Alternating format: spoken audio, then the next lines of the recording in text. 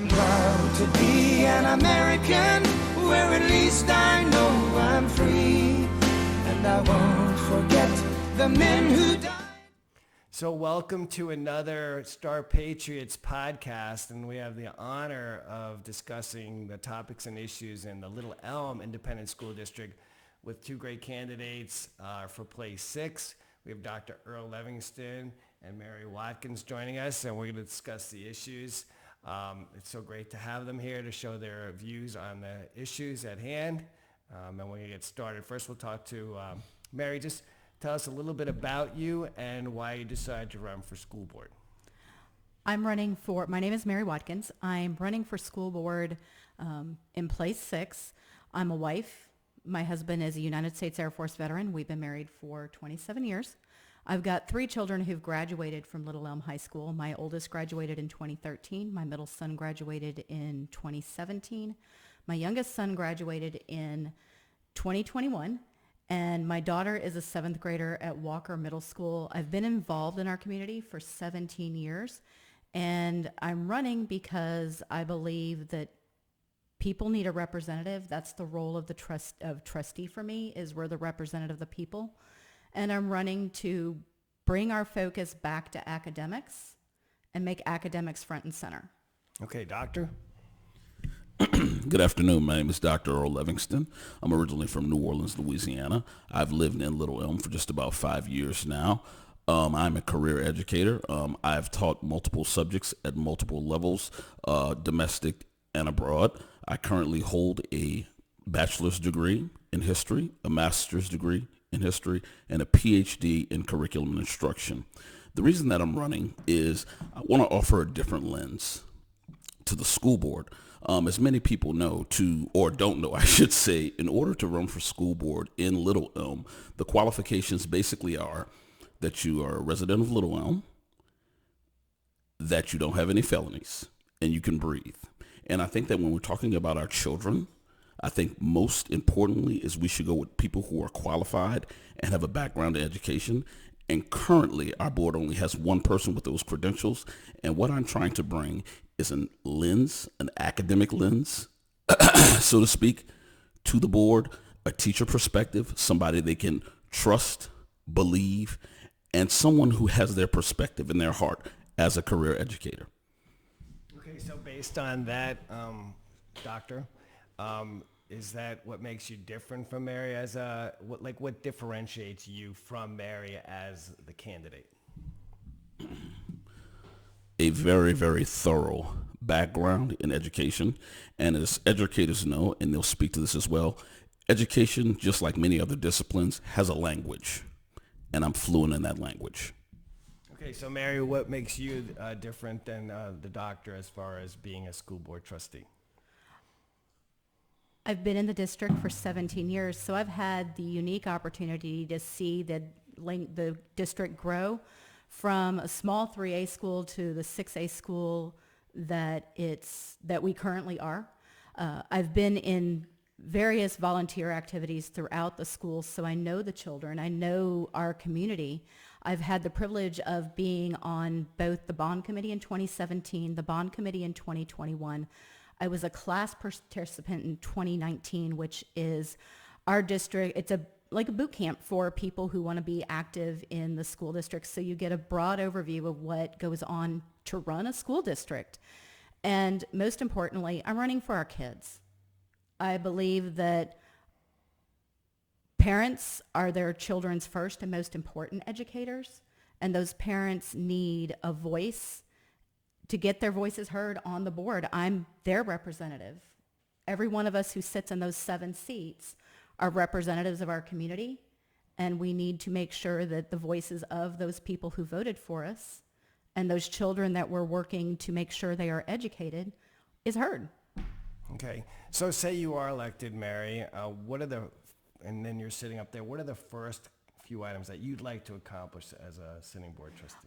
One of the most important things, and this is something we're going to be facing in the next 18 months, is our superintendent announced his resignation in February that he planned on resigning in 2023. And as a director of talent acquisition, I know how to attract and hire top talent. I do it every day. And one of the first things I do when I talk to a client, I find out their goals and their values. And when I do the same thing with our candidates, LEISD is a client with 11 other school districts around us who've lost their superintendent. The Fort Worth superintendent announced his resignation just this past week. So coming from that perspective, I've got the unique talent to know what good talent looks like. And secondly, I want to refocus ourselves on academics. COVID has thrown so many curveballs into what goes on in our schools, and we've lost our way a little bit. So I want to make sure that we're focusing, cutting out the distractions, and focusing on academics. I'm focusing on school safety. I'm focusing on accountability from the top down. And I'm also running on Parents' Bill of Rights, making sure parents have their voices heard. Well, Doctor, what would you do if, when you're elected trustee, what are the first few things that you'd like to see accomplished? Well, to be perfectly honest, there are 7 people on the board, and I'm only one of 7. So me accomplishing anything by myself is pretty much impossible because we're a team and we're a group. So my first thing that I would do is to get with the original members, the board members right now who are serving, and find out what issues that they're having, what are the actual problems, and then possibly use some research-based approaches to try to deal with those issues. It's so interesting that my candidate just mentioned she wanted to kind of boot camp. I'm an Army veteran as well, and I think that when you talk about a boot camp or that type of environment for the purposes that she selected, I think that's excellent. But I also think that it's really important that when we do select a new superintendent, I think that what makes sense, and it's common sense. Superintendents of schools have to have administrative experience in schools, and they have to have teaching experience in schools. So what we're talking about doing is we're talking about bringing in non-educators to make educational decisions. Now, while the board should be made up of a mixture of the community, I think that board should have a representative of people who actually understand and know the field of education, because it's a discipline. And like I said, it's a language. Well, thank you for your service. Appreciate that. Going forward, you talk about administration and trustees. How much involvement do you think or should be allowed of parents to decide on curriculum in the district? Well, that's a very good question. And because we are bound by state and state law, we have to follow those laws and we have to follow those rules. And although parents, because I am one, my son will start kindergarten this fall in LEISD, although we definitely should have a right, I think our rights are exercised when we elect the officials to make those decisions within the state. And Mary, how would you respond to that question? The purpose of the board's 3 main focuses are hiring the superintendent, making sure policies are set in place that are governed by the state, and so curriculum isn't something that the school board votes on, but making sure we've got people in place to make sure that the curriculums that come from the state, because the state sets TEKS and the district chooses curriculums. Having parent input on what is taught is important, but we've got to follow the state rules. We don't get to choose. We get to choose the curriculum. We don't get to choose what's taught.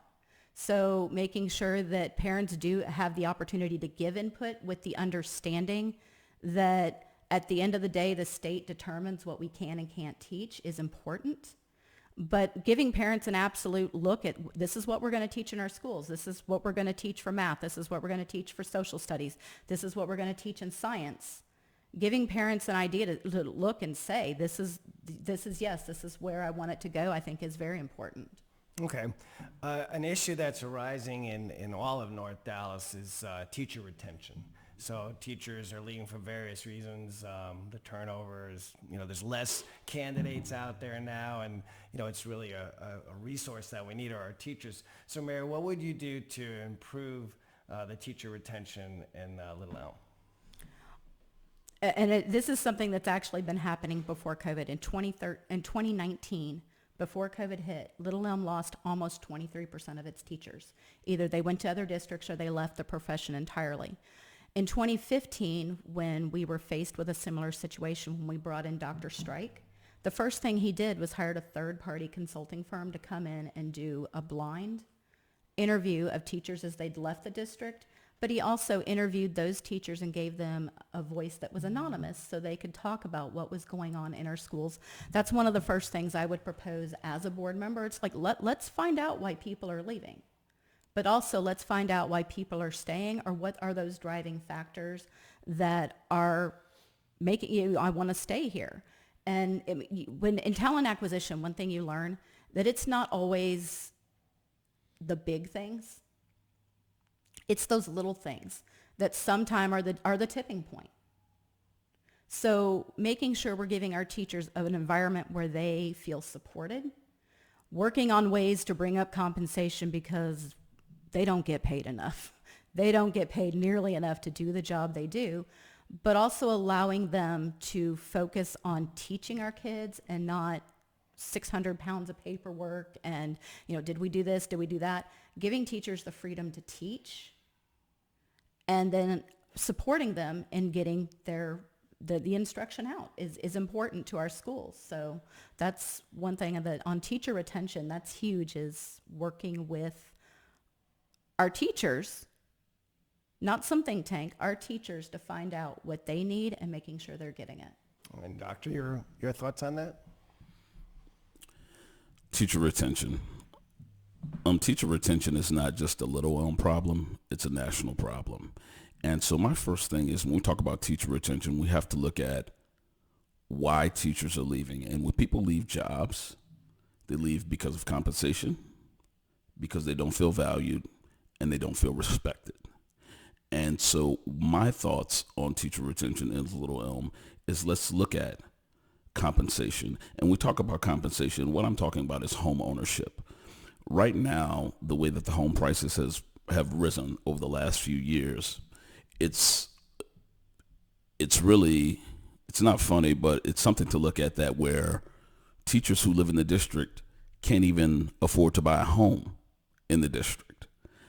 As a former K-12 teacher, I often brought this topic up as a K-12 teacher, is there was no district that I ever taught in that I could actually afford to buy a home in. And I think that when you have those issues and when you have those problems where people aren't compensated, in addition to that, they don't feel valued and they don't feel respected, they go on to other careers. So in order to retain teachers, I think that we could hold focus groups with teachers.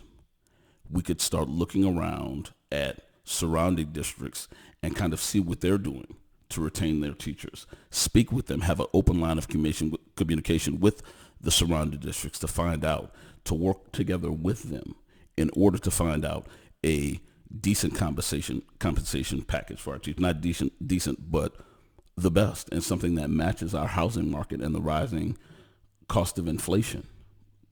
In addition to that, let's talk to teachers and let them know what makes them feel valued. And I can speak from a teacher's perspective, but I can also speak from the I perspective.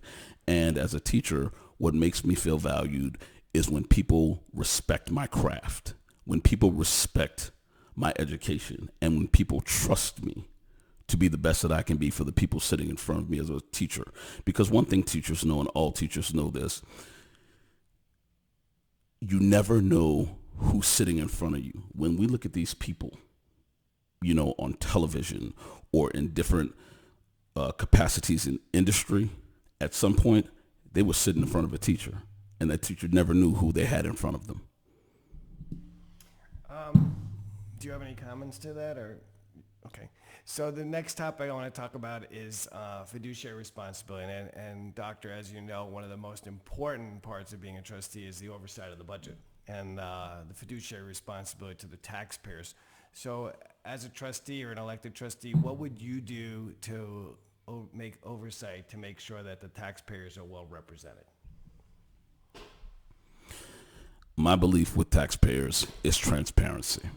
I think that an open line of communication and transparency with the taxpayer and honesty with them. You know, as mentioned, we have a bond election coming up as well. And I've gone to several school board meetings where they've had these bond meetings, and I've gone to organizations like I've sat in with different organizations within Little Elm where they talk about the bond election and what's going on. And a lot of that information in there, if I had never gone to those meetings, I never would have known. So I think that transparency component and that honesty component is really important to let taxpayers know what we need in order to give our children the best opportunity to be successful and the best opportunities, the best resources that we have to allow them to be successful.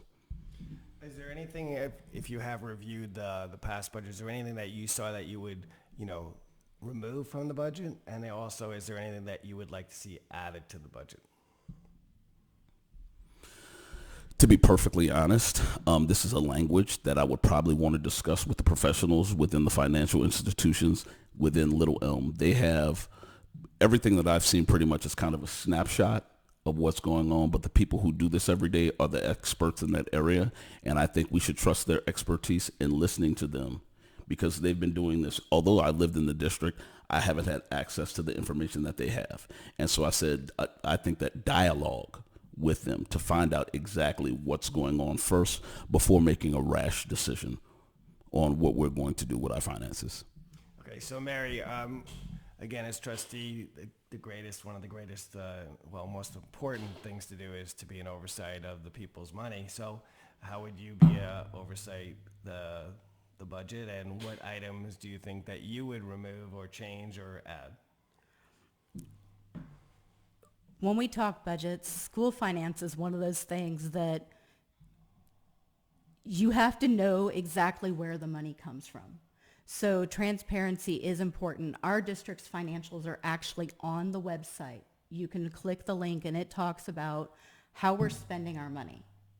So there are certain areas where I am a big proponent of spending the money, number one, to make sure our teachers are compensated fairly. That's first and foremost something we need to focus on in our budget. Teachers aren't going to stay where they're not paid for what they do. I'm a big believer in you pay your talent and you pay them well.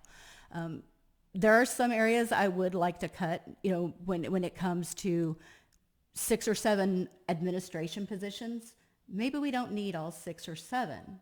Let's make sure we're spending our money where it needs to be spent. And then when you come to the bond, educate yourself.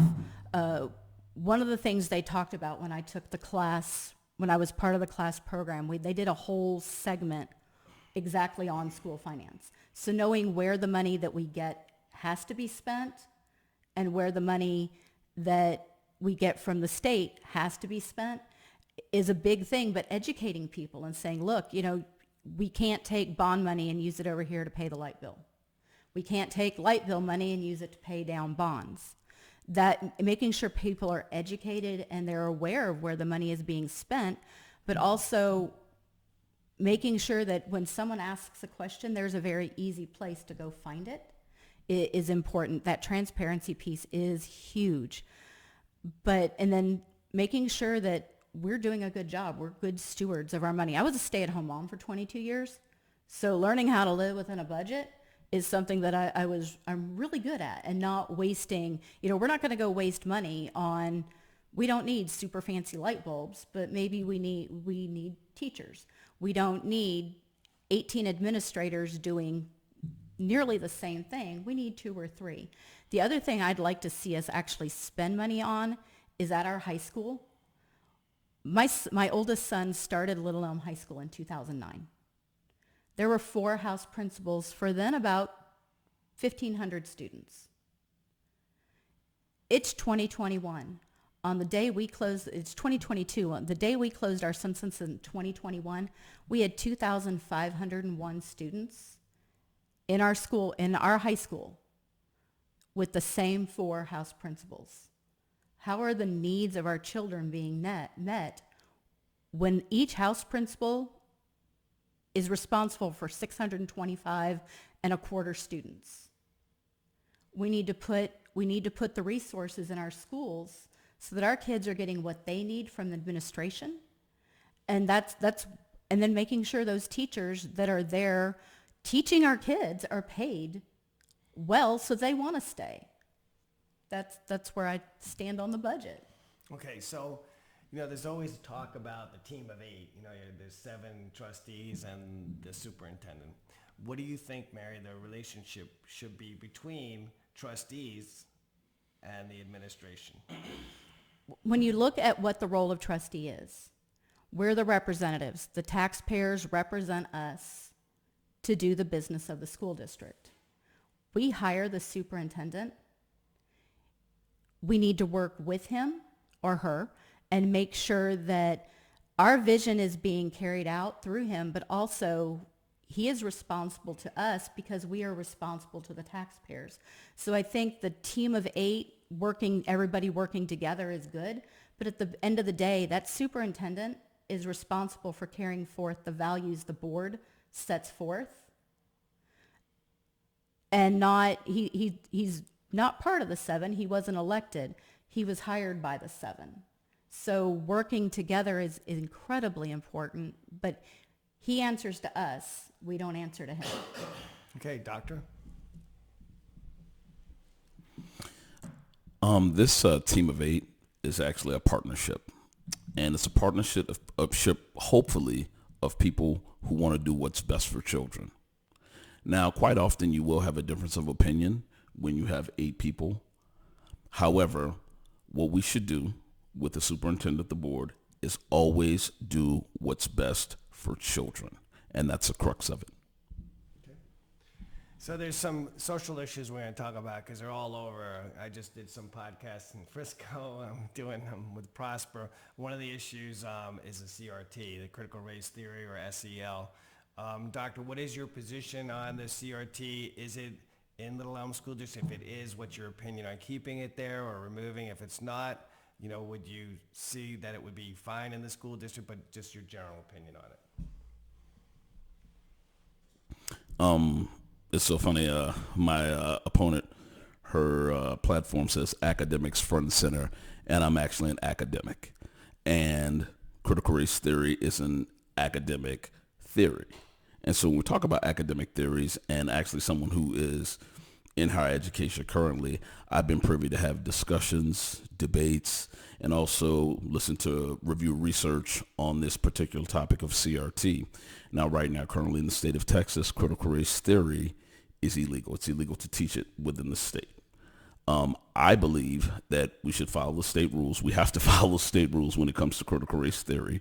And in the event that there is a rogue teacher who is teaching critical race theory in that capacity, I think that we have instructional coaches and people who are on staff who are experts and professionals in retraining and coaching those teachers. Okay, Mary, same question.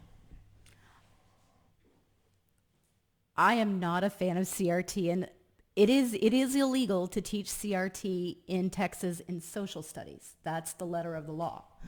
But you look at the ways that when you use SEL, messages are sent forth. So making sure that, the state is sending out, the state funds SEL. That's one of the things that when you talk about social emotional learning, those are messages are crept in. And so when you focus on academics, I stand for academics that are factual, unbiased, and actually not, I want to teach science for the sake of science. I want to teach math that's math, history that is unbiased and factual. I want to teach English where our kids are being taught what they need to know to become functional adults outside in the real world, whether they're going to college, whether they're going to a vocational program, or whether they're going to go serve our country in the military. So when we say CRT isn't in our schools, I was at a speakers forum last month where another candidate brought up an assignment that was given out in Frisco ISD. When you look at when I was emailed a homework assignment in a biology class in Prosper that showed a DNA cross-section, and there was a curly-haired mom and a straight-haired mom, and they're going to have a baby. Curly-haired moms and straight-haired moms can't have a baby. And the teacher apologized. She said, I know this is not rooted in science. And this is Prosper. This is Prosper. They pride themselves on their academics, but this was an approved lesson that were sent out. And it's like, we're told to trust the science. Where's the science between a curly-haired mom and a straight-haired mom? So making sure that what our children are being taught is actual education and not indoctrination is incredibly important. So making sure we're keeping the noise out and focusing on learning and academics is incredibly important. That's what we send our kids to school for. Sure, absolutely. Well, you seem very knowledgeable about CRT based on your answer, Mary, but what I'd like to ask you, what is CRT? Since you seem to have this knowledge and this study in this very, very pivotal theory, academic theory, what is CRT? Critical race theory is the idea that there are oppressors and people that are oppressed. And a lot of it is skin color. It's based on skin color. It's based on race. Why are we teaching something? Why are we wanting something that's going to divide us? When, if you peel off my skin, if you peel off your skin, inside we're the same. We look the same. Our organs look the same. So why would we focus on something that's going to be divisive, and something that's going to lead to hate when, if we're teaching actual factual history and admitting that we do horrible things to each other as human beings. We treated each other, we still treat each other horribly in many cases. But if you teach the facts and you don't sugarcoat it and you don't make it divisive, this is the facts. There were slaves. There were indentured servants, and they've gone back from the beginning of time. But we're moving on. And if we sit down and have a conversation and can have the conversation, then and get things out in the open and have honest, frank discussions that aren't mired in divisiveness and hate, then we'll find there's a lot of times there's probably more that joins us together than separates us. But teach the history so we know from where we came, and let's do better. Well, I would answer that with, first, like I said, I mentioned this before, but I'll mention it again. You're actually talking to a historian here. So I'm a published historian, and I have documents that anybody can Google that I've actually written and have been published on history. So when you're talking about factual information, how do historians find factual information? They research, they do their homework, but also making sure it's unbiased. History's written by the winners. You just said that we're talking about things that are unbiased. And you said history is written by the winners. If the winners write the history, that's bias. Okay. We'll move on to the next question, which is social as well. Recently, local state legislator Jared Patterson put out a suggestion to local school districts, I don't know what Little Elm decided, on removing certain books from the library that were sexually explicit. What is your position I don't know what Little Elm decided, but assuming they didn't decide anything, if you were on the school board, how would you vote on that? I'm going to ask you to repeat that again because I want to make sure I just want to make sure we're clear. Yeah, okay. So recently, State Legislator Jared Patterson put out a letter and requested that all the school districts in North Dallas remove sexual explicit or gender preference related content books from the school libraries. What would be your position on that? To be perfectly honest, I think this is more a parental decision. Just like when you're at home, you have parental blocks on your children's devices, and you have parental blocks on different stations you want to watch on television. I think it's up to the parent on what they want their child and what they teach at home. So I think it's their decision. Now, I did hear something that's going on in Virginia right now, and what they're starting to do is they're starting to put ratings on books. And like, again, I said, I think, I believe in the basis of individuality, but I also believe in the basis of parental discretion, and I think it's up to the parents to determine what their children are allowed to and not allowed to digest. Okay, Mary, same question. I believe that what we know about sex, we shouldn't be sexualizing our children. It's not the school's job to teach my child's sexuality. It's my job. It's my job as a parent to make sure my child gets the information they need when it's age appropriate. When you look at some of the books that they want to ban or remove from school libraries, there's some pictures that if I were to send my daughter into a bookstore and she was to buy the book, she couldn't buy it. When some of the books that they want to remove from the list, when the state of Nebraska met last legislative session, they had these books. These are the books we want to remove. And they were telling the person who was opening the legislation on it, saying, well, you can't show these pictures. You can't show these pictures because our children, sometimes the schools live stream the legislative session. These pictures are too graphic, but then the state legislature shot down removing those books from the schools. So they're telling the people bringing up this topic that these books are too graphic to be shown on the legislative floor.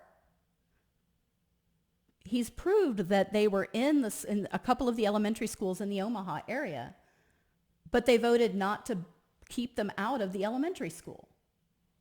So when you talk about sexualizing our children, that's my job. I'm not sending my child to school to learn about sexuality. I'm sending my children to school to learn math and English and chemistry and history and biology. We need to keep the sex out of our schools, and we need to stop. We need to let the parents decide what their children learn and when. Okay, I'm just follow up to that because it's coming to Texas. You know, Florida recently passed a Senate bill that limits instruction about gender identity and sexual orientation in kindergarten through third grade. Do you think that Little Elm should follow that, or what's your feeling on that? Absolutely. When you're talking about gender identity, when you're talking about sexuality, children lack the emotional maturity to discuss those topics. Our frontal lobes aren't formed until we're in our mid-20s. So if we're going to go with, well, little Timmy wants to play with a doll today, so little Timmy might want to be a girl. Let's start talking to little Timmy about that. That's not the school's place. If we're going to go on based what my child, my middle son, when he was in kindergarten, he wanted to be a donut cloud. We didn't start taking him to Dunkin' Donuts and teaching him how to make donuts. We're like, you're 5. You don't know what you want to be, so we shouldn't be using education. We shouldn't be using social emotional learning. We shouldn't be using those things to teach our children about sex, plain and simple, because they lack the understanding. And when your child comes to you as a parent, you choose how you're going to answer that question. It's not the school's job to answer questions about sex, especially when they're under the age of 10. It's my job as a parent. Doctor? Please repeat that one more time. Sure. I'll actually read it for you. So recently the Florida Senate, they passed a bill that limits instruction about gender identity and sexual orientation in kindergarten through third grade. Do you think that's a proper law to be utilized in Little Elm? Well, what I'll say is we live in the state of Texas. And in the state of Texas, we have a legislator and we have the TEA that functions as oversight and actually the lawmakers when it comes to what we do in schools with our children. I believe that every area, I think this is something that we should take on as a district because we are LEISD, independent school district. And I think this is something a discussion that we should have with our parents that are actually in our district rather than to mimic or copy something that happens somewhere else. Quite often, this happens in education a lot. As somebody who's been in education for over 20 years, what happens a lot, if something works someplace else, they take it and they bring it to where you are. But those areas are different culturally, right? So, for example, there's some things about Little Elm that are culturally different than Frisco. And there's some things in Frisco that are culturally different than Prosper. So just because something works in Prosper doesn't mean it's going to work in Frisco. And so just because they're enacting something in Florida doesn't mean we should enact it in Texas. I think what we should do is sit down with our community and discuss and come to a reasonable solution for what we want to do with our community. Okay, so as you know, there's the pandemic hopefully is over, but we're talking about now different variants. They talk about the beta variant now. If a pandemic would arise again, what is your position, doctor, on mask mandates for children and teachers? Mask mandates. Now again, with this question, we fall under the Texas legislature and the TEA. And these are people who we have entrusted to do who we've entrusted as leaders to do what they feel is in the best interest of our children. And because of those laws and those mandates, individually and even as communities, we don't have the right to make those decisions because our mandates are passed by the state. Okay, same question, Mary. Governor Abbott, through NTEA, spoke out against masks. They, in the beginning, when nobody knew what they were doing, TEA acted, I felt, in the best interest of our communities. We didn't know what we were dealing with. We didn't know, what was going to exactly happen. So putting forth some of the requirements like the mask mandate and separating kids and using partitions and allowing online learning for parents who felt the need to keep their child home, or maybe there was a medical necessity to keep the child home, I thought that was the great way to go because we didn't know what we were dealing with. But now that we've come through, hopefully on the other side, the governor and TEA have set forth what we need to do, but it's the parents' right to choose. I don't know that maybe the kid sitting next to my daughter has a parent at home that's taking chemotherapy and they need to wear a mask. They need to protect themselves. But I should decide for my child what my child does. If there's a teacher who wants to wear a mask, let them wear a mask. It's not hurting me. It's not hurting my child. Parents and people have a responsibility to choose for themselves what they need to do to protect themselves. I do love the fact that we put in hand washing machine, the hand washing and the extra sanitization and the water bottle fillers at the middle school. That's the school I'm the most familiar with right now. I love the water bottle instead of the drinking fountain where everybody's putting their mouths on it anyway. I love the water bottle where it's cleaner. But I think when it comes to mask mandates, parents have the right to choose, and that's where it needs to be left. Okay. So we've reached a point in our discussion. We're going to give you a final comment. Tell people, Doctor, why people should elect you as their trustee and where they can find more information about you. What I would like to say to the people and the voters and the constituents of Little Elm is I'm running for school board to use my experience as an educator for over 20 years to assist the board and the community. My platform has 4 components. First, I'm an advocate for parents, teachers, and students. Second, I'm a curriculum expert. My terminal degree is in curriculum and instruction, and I think having that lens on the board will help us navigate some very difficult times that we're going through with curriculum specifically. Third, I'm a parent, I'm a husband, and I'm a veteran. Right now, I have a 4-year-old son, Roman, and he will begin kindergarten this fall. Now, my son has the advantage of having 2 parents who are educators, but what about those who don't have that built-in advantage? I want to be the voice and the advocate for those to provide resources for those parents to ensure that their children are successful. Number 4, excuse me. What are we doing with our lowest performing students? Students struggle for many different reasons. And so what I'm looking at is academic equity to provide the resources that we need for the students who need the most help. This isn't about friendships. This election isn't about popularity. This election isn't about politics. This election is about doing what is best for children. And what's best for children in this case, in this election, is bringing in the most qualified person to help the existing board and district to promote our community and our children to be the best that they can be at whatever they would like to be. Thank you. Where can they find more information? Okay, you can go to www.Levingston, Levingston, for LEISD.org. And Mary, why should people elect you, and where can they find more information about you? I'm going to go ahead before I forget. You can find me at maryforplace6.com. And the reason I'm running for the board and the reason I want people to vote for me is because I believe all of our kids are all of our kids. When you focus on school safety, when you focus on accountability, when you focus on parents' rights and giving parents a voice, we're going to do great things for our kids.